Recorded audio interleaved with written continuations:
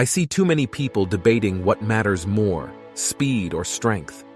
What truly matters more, is it the raw power to deliver a devastating blow, or the speed of a strike before the opponent even sees it coming? Stay tuned to find out. Before I start the video, I want to clarify that when I compare speed and strength, I'm comparing them at the same weight class. Why is strength so important in MMA? Your strength can give you an advantage in almost every single movement you do in the cage.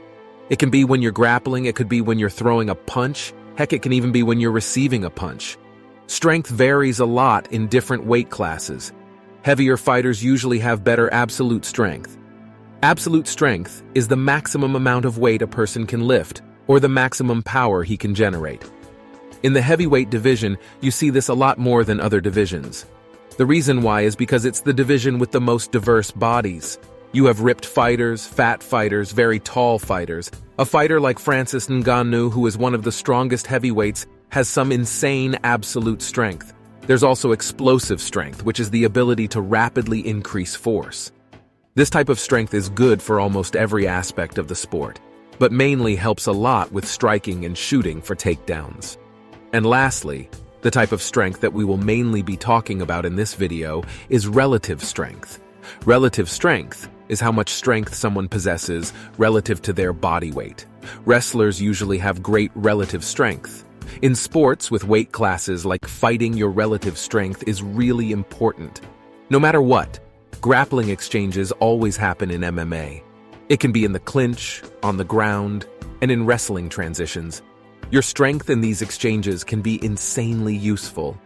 I promise you, you wouldn't want to be going up against a juiced-up Brock Lesnar in grappling exchanges. Positions like the clinch, where your strength can help you get the inside control and control the opponent's head, can be the difference between you winning that exchange. It's rare, but strength can also help with bad technique. Taking someone down when you're stronger is also very helpful. Strength helps a lot with ground control in general, holding positions, making yourself heavy on the opponent. Also, getting submitted is harder when you have a strength advantage. A lot of joint and limb submissions are harder to pull off on someone who is stronger or bigger than you. For example, a kimura or an armbar. Unlike wrestling, which favors more relative strength, explosive strength is the most important for striking. Relative strength, of course, helps a lot though. Think of Jose Aldo. He was considered very strong for his weight class. Most of the strength and power that he produced came from his explosive ability. Another advantage is having that knockout power. Someone like Francis Ngannou wins most fights because of his crazy strength and power. He has a few holes in his striking technique, but thanks to his strength, it can sort of make up for it. And lastly, a small advantage is that you can take a strike better. This might not always be the case. A strong core can take a body shot better than a weak core. Being able to tense the core with great strength can save you from a strong body shot. There's also the neck. When you see a strike coming to the head, the human body instinctively tenses up the neck muscles.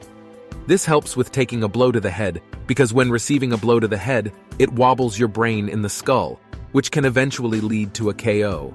A strong neck can help absorb that strike as it stabilizes the head. Let's talk about speed now. When some people think of the advantages of speed, they usually think of the speed of your punches. But that is far from the only thing. I will get into the first advantage, which is a fighter's footwork.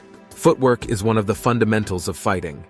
Most boxing gyms teach footwork before anything else, and how to move around in your stance. Someone with good and fast footwork can get in and out of the pocket quicker, evade punches better, be good with angles, set up attacks, and more. Something else people forget about is striking defense. Faster fighters are harder to hit as well, thanks to their faster head movement and reactions. Does speed give you an advantage in grappling? Well, it does, but it's not really that important. When it comes to wrestling, it can be a great asset, helps with takedowns, quick transitions, and more. But it's not the speed of the person's body that really matters. It's how fast they can react to positions and think of solutions.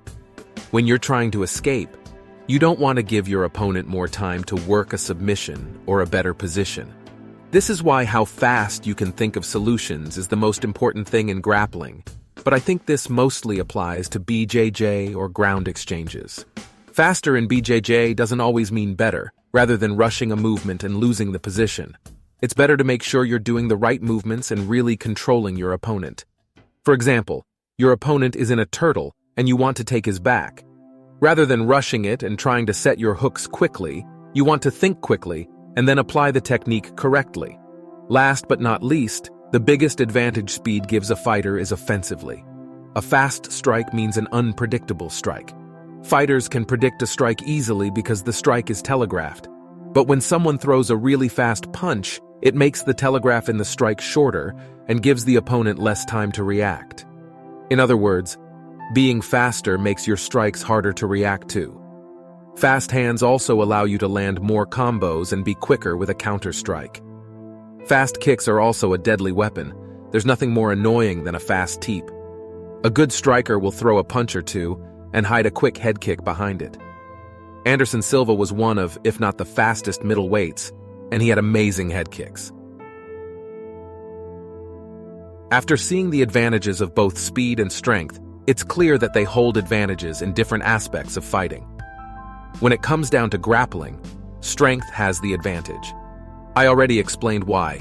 You can control better, you feel heavier in general, but striking speed has the advantage. Let me explain why. The main advantage for the stronger fighter is that he can hit harder and KO easier. But speed allows a fighter to react quickly to their opponent's attacks, allowing them to block or dodge, making them hard to hit. Also, they have better footwork and agility. This allows them to create openings for attacks. People say that having one-punch KO power is better than hitting someone with a high volume of strikes. But this is usually not the case. If you look at most MMA fights, the fighter with more strikes landed usually wins. Nick Diaz is a good example of that. Now that I've told you why speed has the edge in the striking department, let's answer the question: what matters more, strength or speed? The answer is speed. Before some of you guys come at me with pitchforks, let me explain. Almost all MMA fights end up on the ground. Most articles say somewhere around 90% of fights do. But let's dive deeper. According to this post on r/MMA, the average 3-round fight lasts 9 minutes, and the average time spent on the ground, which is where strength has an advantage, is 3 minutes and 21 seconds. Unfortunately, this post was a long time ago, but it's the only data I could find. I know ground grappling isn't the only form of grappling, but it is the majority time-wise. Based on this, we can say that on average, a MMA fight is more on the feet, where speed thrives. And finally, when both fighters are in the same weight class, strength is rarely a big advantage. There are some rare cases, but it's rare to see a fighter win on brute strength. The most important thing is technique, of course, but also to find balance between the two. Thanks for watching. If you enjoyed the video, subscribe and like. I'm trying to hit 5K subs. Let me know if there are some parts of the video you didn't agree on. I want to hear everyone's opinion. Thank you.